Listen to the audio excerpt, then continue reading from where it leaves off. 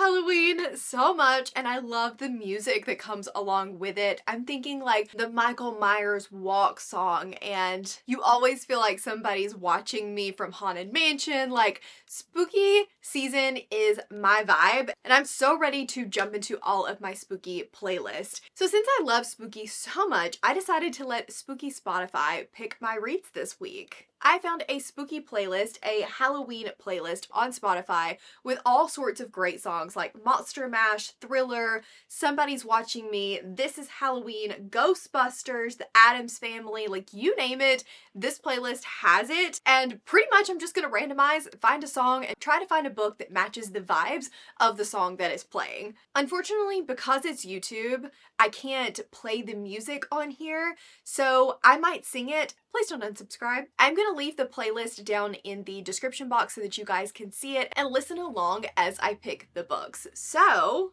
I've got it on shuffle. We're gonna see what my first song is gonna be. Disturbia, am I scaring you tonight? We got Disturbia, and I love the song. It's so much fun. Essentially, I think I need to pick a book that is going to disturb me, something that is going to make me feel very unsettled and be kind of out of my comfort zone. I think I have the perfect book for It's Going to Disturb Me, and that is The Eyes Are the Best Part. This is a book that is supposed to be so disgusting and so like terrifying, especially in the family dynamics. I've heard that the family in this is just awful. I'm ready to be disturbed. I'm ready to be disgusted. I have gotten to about 40% of The Eyes of the Best Part, and I am sad to report that I am not loving this. It's following a Korean family in the United States when their father has recently left their mother for another woman, and their family is slowly starting to fall apart. We're following it from the perspective of one of her daughters who is trying to do the best that she can in school, trying to help provide for her family, when her mom decides that she's got a new boyfriend, and our main character is starting to fantasize about his eyeballs. That's all I really want to tell you, and honestly, that's all that I feel like's really happened. It's very, very literary, very just, this is what we're doing, this is how we're going through life, this is how I feel about what's happening in life, and that's fine, but I'm bored. And I think what it's trying to say about culture and the way that culture is handled is really good. I think that those conversations are great. I just need a little bit more for me to be fully invested. And unfortunately right now, I'm just not. There's been some moments of the creepy stuff, and I won't go into any detail because I know that that grosses some people out and I totally get it. But other than those few moments where I was like, oh, that's disgusting, there's nothing else really going on, and I can tell where we're trying to slowly go into that descent, but I don't feel like there's been enough triggers at the moment for me to believe that we jumped from this to this, and I also feel like these moments have just felt very random almost, where we're just, the first one I guess felt more random. After the first one they felt a little bit less random. I've liked it a little bit better, but I don't know. It's not working for me at the moment. I'm hoping that it will start to pick back up. I only have like an hour and 45 minutes left of it, so I do want to finish it, but man, I was hoping to love this. I was expecting it to be this gross, great horror-y time, and I feel like it does not all fit the feminist psychological horror and learning to become a serial killer. It just, I don't know. I'm not getting any of that right now. So I did something very stupid. I went to start working on my genre blanket again, and I forgot what stitch I was using. And no, I did not write it down.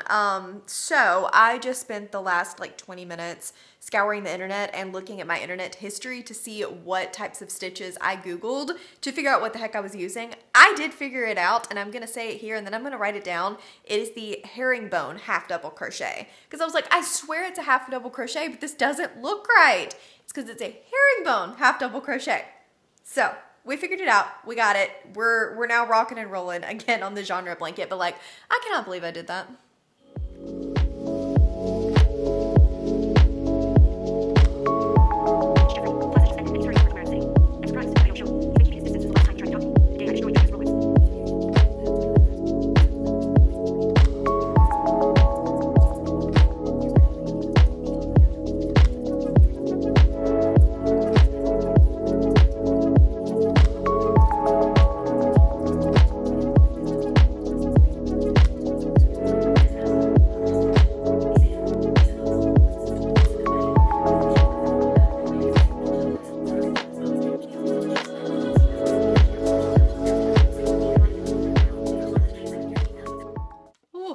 Okay, the mixed feelings that I have on this book.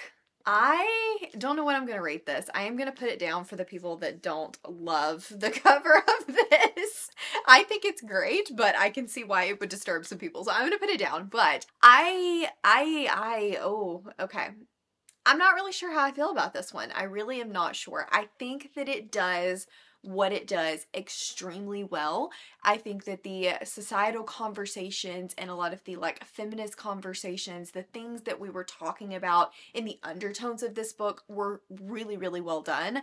This has definitely got a very literary feel in that it feels more about like a hard-hitting literary at times than it does horror. Even though the horror elements are definitely there, they don't really come in until we hit about halfway into the book, in my opinion. The beginning was extremely literary, and that's where I struggled. I struggled throughout, feeling this book was a little bit too literary. I feel like I was a little bit bored at times, mostly just that I found my attention waning in those parts because it's not what I typically find as much interesting. Doesn't mean it was a bad thing to include. I just felt like there was a lot of it and it made the book feel more drawn out, in my opinion. I think that this could have been shorter, actually, even though it's not that long, and it would have really had a good impact.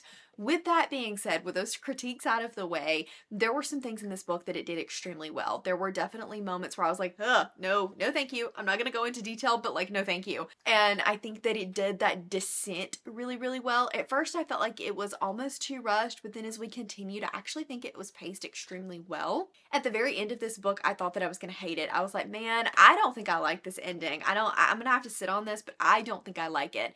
And then the true ending came through and she really like pulled it home, pulled it full circle. And I was like, ha, okay, that wasn't a cop-out ending because I thought we were going to cop out there for a second, but she didn't. I'm torn between like a 3.5 and a 4 star on this. I think that the beginning and me really struggling through some of the more literary parts makes me want to give it a little bit lower. But at the same time, the parts that it did and the things that it said, it did so well that I'm like, well, maybe it could be a 4 star. So I am a little, I'm torn. I'm not going to say a rating right now because I really am not sure. However, sorry if you can hear Bryn chomping down in the background. She thinks that she's absolutely starving to death.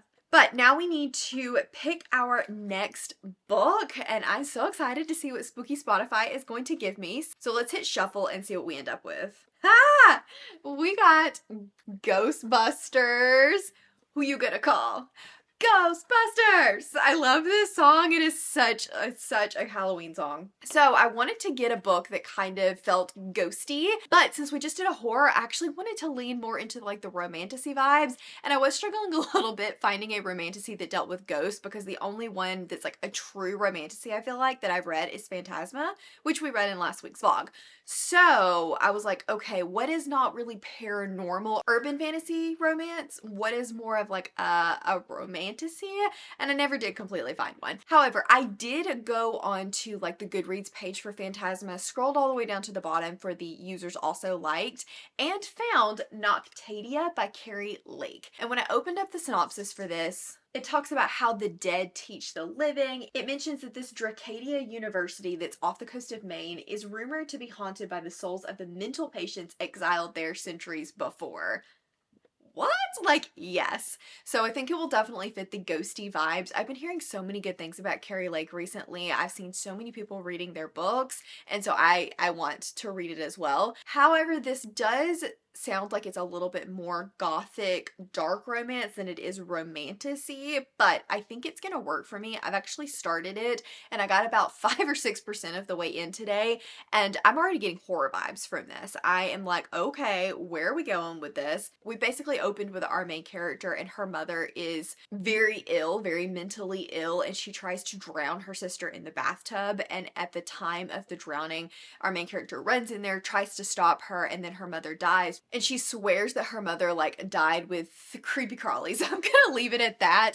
But I was so interested in that chapter. And then the next one, when we've jumped 4 years into the future, I was really interested by that. I was like, okay, this could really, really work for me. So it is very long. I'm hoping I can fly through it pretty quickly. But I'm excited to continue this because I want like a horror romance. You don't see very much of that. And I think this is gonna give me that.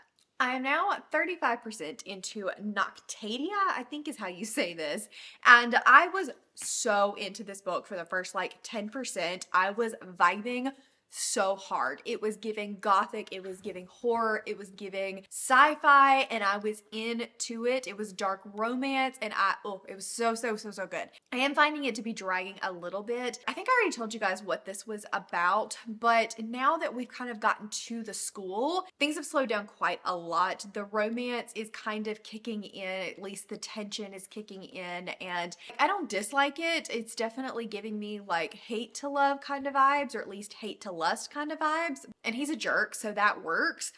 But I don't know. I think it's just too contemporary for me, honestly. I am not usually a contemporary reader. I used to read a lot of contemporary romance, but I just don't recently. And I was expecting it to be a little more ghosty, spooky than it currently is. There's not any like ghost roaming the halls like it said in the description. The horror from the parasites and stuff like that is still sprinkled throughout, but it's definitely in the background of everything else going on at the moment. And everything right now is more like slice of life, her dealing with being at the school and how she's handling that in regards to the professor, and less about everything else. And I do like my romances to be focused on the romance, but I was excited about some of those other elements, and I hate that we're not seeing as many of them. And I was really hoping that we would get like a really spooky, ghosty, witchy kind of vibe. At this point, I don't understand why that prologue or that even description in the synopsis even exists, because it's barely brought up at all. And so I'm like, why was that even here? So maybe that'll come in. Maybe it's coming and I just haven't gotten to it yet. This book is pretty long. It's like 600 pages, and I think it shows. She does craft a very beautiful story. Like, I'm into the writing. I could definitely feel the atmosphere. I think she develops good characters, but it's a little long-winded. It definitely could be paced a tad bit better in my opinion. I am now halfway into Nocticadia, and I'm still liking this, but I definitely think the pacing has suffered a little bit. There are moments where I'm so intrigued in what's going on, like the way that he's handling things in his lab and like the test subjects and how everything is starting to come together, I think is extremely well done. Like, there's times where I feel like there's a plot hole or I have a question and then she automatically answers it. So I definitely think it's well plotted. I think that it's well thought out. The like sciencey part of things are captivating. The relationship, while there are parts that I definitely like, feels like it's kind of in that slower pacing moments where I'm not as intrigued. And so I just wish that there was a little bit better ebb and flow, because I'm finding big chunks where I'm bored and big chunks where I'm interested. And I wish that I was staying more interested throughout the entire time. But overall, I'm still enjoying it.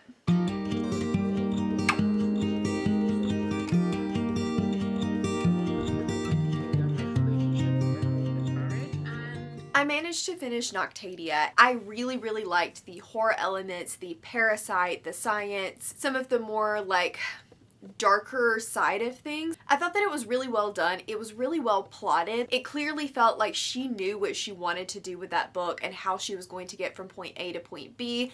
I liked the ending. I thought that the ending was fast-paced and kind of wild, but it still made sense for the book overall. The things that I did not love was how this book was paced. I felt like it was just too long, honestly, and it dragged for a lot of the middle half. After about 50% to say 70-80%, I was just waiting for it to end. I felt like it was a lot of the same stuff. That's when the romance and like the sex really kicked in, but it felt very repetitive, and I just didn't, I don't know, I was zoned out very easily reading those sections. So I think if this book had been a lot shorter, I would have enjoyed it more. It also was a little misleading in the synopsis of the book, because I expected this like creepy mansion-like school and ghost on every corner and this like mental asylum and the Salem witches that were killed there to be a much bigger part of the story than it actually was. It was barely in it at all. And so I just feel like the synopsis was very misleading. It wasn't at all Ghostbusters, and it was just a whole lot more contemporary, like dark contemporary, than I thought it was gonna be.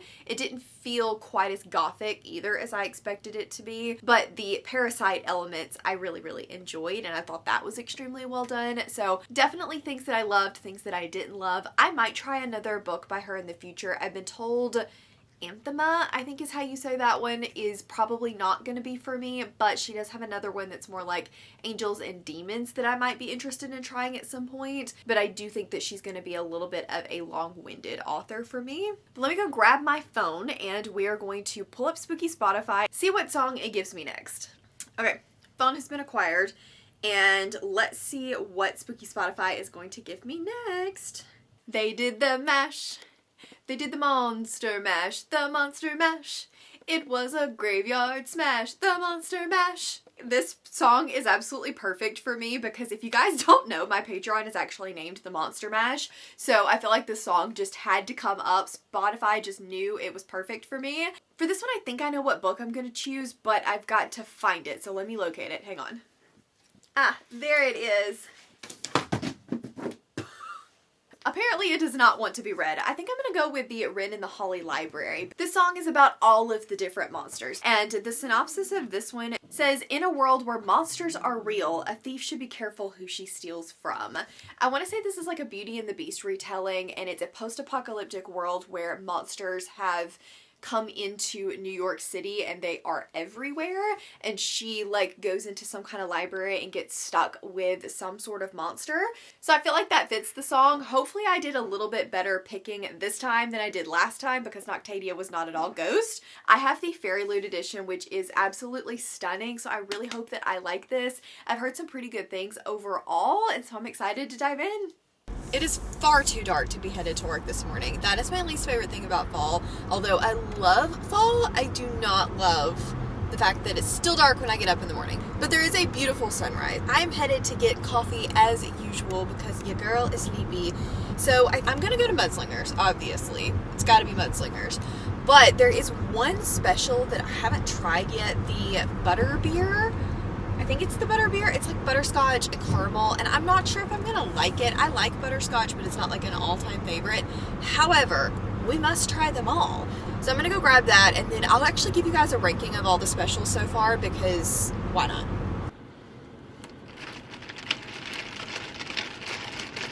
Okay, let's try it. I put this straw in upside down. Can you see that? Oh, that's really good. It's very butterscotchy, but it's good. I think the Mostly Ghostly is still by far my favorite of the ones I've tried. Then the butterscotch, then toffee dose, or dulce, or however you say that, and then the maple cold brew. And normally the cold brew is my favorite, but I wasn't a huge fan of the maple. I still need to try the pumpkin batter latte one. I haven't tried that one yet, but it's next up on my list, so we'll see where it ranks. But so far, Mostly Ghostly, still my favorite.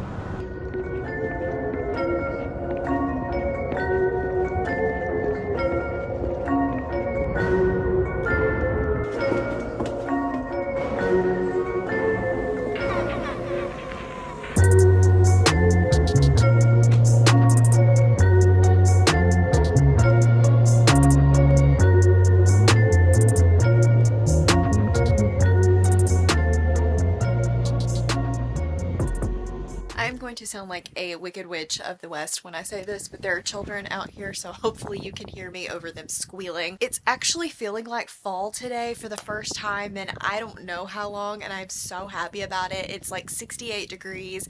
It is a fantastic temperature, so I'm gonna come outside and read a little more of the Wren in the Holly Library. I am about 15% of the way into this so far, and while I like it, I'm not obsessed with it. It definitely has a very easy writing style. However, sometimes that writing style does feel a little simple, a little like it's over telling me things. I don't necessarily need to know need to have it be told to me. I want it to be like shown to me, help me figure out stuff, and sometimes I feel like she is kind of over explaining. I also feel like our female lead is trying a little too hard. Like she's definitely got some sass that I really like, some spunk to her, but she does feel like like at times she is trying just a little bit too hard in my opinion, and it kind of makes me go, oh, okay, whatever. But it's fun. It's not taking itself too seriously, which I like. We have met the male character Graves, and he's very brooding, but we don't really know anything about him. We know he's some kind of monster, but we don't know what kind of monster, so I'm intrigued to figure out what that is. She definitely has some kind of magic that allows her to pick any lock, but this world's not supposed to have magic, so I'm intrigued on what the mission is that she's supposed to be doing. And yeah, I think it's fun. It feels like a 3-star, but like an enjoyable, I'm gonna have a good time while I read this kind of 3-star.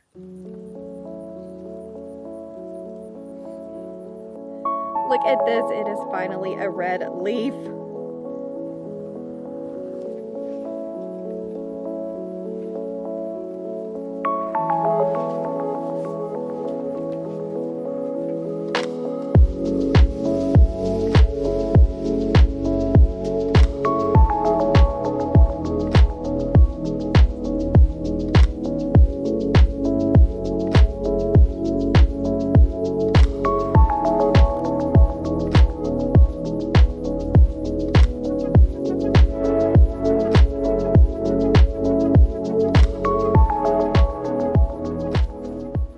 So some of you may be aware that earlier this year my mom was actually diagnosed with breast cancer. She is doing phenomenally, so don't worry about her. But today is the day of our like ribbon run 5K. I'm not a runner. It is currently 6:30 in the morning. Why am I up on a Saturday? But I am going to support her. I am going to walk the 5K. We're gonna be walking. There will be no running here, but it's definitely like a good cause and I'm excited to support her. I am decked out in the full pink today, so I figured I would show you guys the fit before we got headed over there. So please ignore my dusty mirror, but this is the outfit that we are working with today. We are in full hot pink glam and I'm not sure how I feel about it. Pink leggings, not usually my thing, but here we are, we're going with it, and wish me luck on a 5K.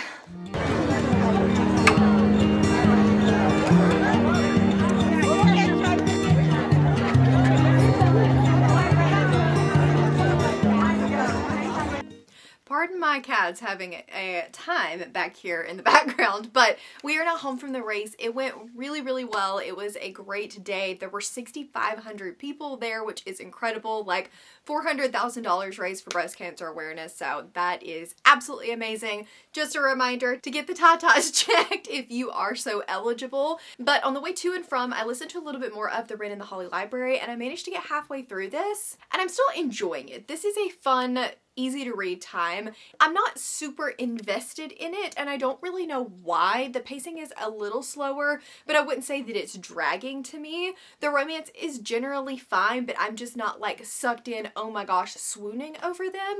So it feels still kind of like a 3-star, but I am really enjoying it. I don't have a whole lot else to say about this one, unfortunately, because there's nothing really wrong with it. I'm just not fully sucked in, but I'm enjoying it. I'm happy to pick it back up when it's time to read it. It's not like a drag for me to continue or anything. I am enjoying my time with it. I just don't have anything to pinpoint, yes, I'm loving that, or no, I'm really, really not loving that. I will say it's a little bit repetitive. Some of the writing feels a little redundant, a little overtell, not show. We've already talked about that, but as a general rule, like, it's a young adult fantasy and I'm enjoying it. There is spice to this, so I'm gonna get an argument that it is not young adult, but it feels that way kind of in the writing and the character and how she approaches and handles certain situations. It feels more to me like what a young adult might relate to. I'm not going to get into the whole young adult, new adult conversation, but with probably what I know about general population and how people typically classify it, I would say it's probably a new adult story, which is pretty standard for Red Tower Publishing, I feel like, and the ones that do these beautiful editions, although this one is very lewd. So I have about 2.5 hours left of the audiobook. It's football Saturday, so I am going to be going and watching Alabama and Tennessee play, and I'm kind of nervous about it, honestly. It could go either way, so who knows what's going to happen there. But I'm going to listen to a little bit more of this and probably crochet some more of my genre blanket while I watch, and hopefully I can get a pretty good chunk of this done. I would love to finish it today if possible. So I have two things to talk to you guys about. First is I have a quick package that I wanted to unbox and share with you guys. So let me see if I can find the gift notes first, because I know there are gift notes in here. These are both from Julia. Thank you so much to Julia. And let's see what we have got. Oh, yes! Okay, the first one is The Liar's Crown. This is the same author that wrote The Games Gods Play, which I just recently read, gave a 4-star, and had so much fun with. Thank you so much, Julia. I cannot wait to read this as soon as possible. And then she also got me one that she just said was on her TBR that she thought I would enjoy, and that is The Cages and Crowns by Brianna Joy Crump. This cover, very pastel, very pretty. It says, the calling is her destiny, duty is his, they'll stand or fall together.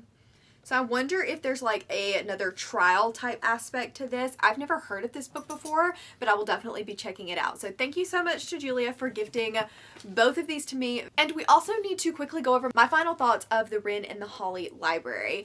I think I'm going to give this a 3.5 star. I really enjoyed it. I thought it was fun, but I wouldn't say that I was overly invested throughout most of the story. Some of the pacing was not my favorite, but all in all, I think it actually flowed pretty well. I was never dreading picking it back up again. I felt like the story flowed and I was interested while I was reading it. I just don't know that it's one that's going to stick with me very well. The ending was fun, it was interesting, and I will probably continue on in the series of this one. I liked it, I just wasn't completely obsessed with it, but the romance in this wasn't quite as bantery as I typically prefer, but I did like it. I will admit that I skimmed through some of the sex scenes. They weren't my absolute favorite, but there really was only 2 of them in here, so it was not significant, but it feels more fantasy than romantasy. Even though there is a romance at the core of this, it's definitely got a fantasy romance feel to it. I wouldn't say that the romance is the sole like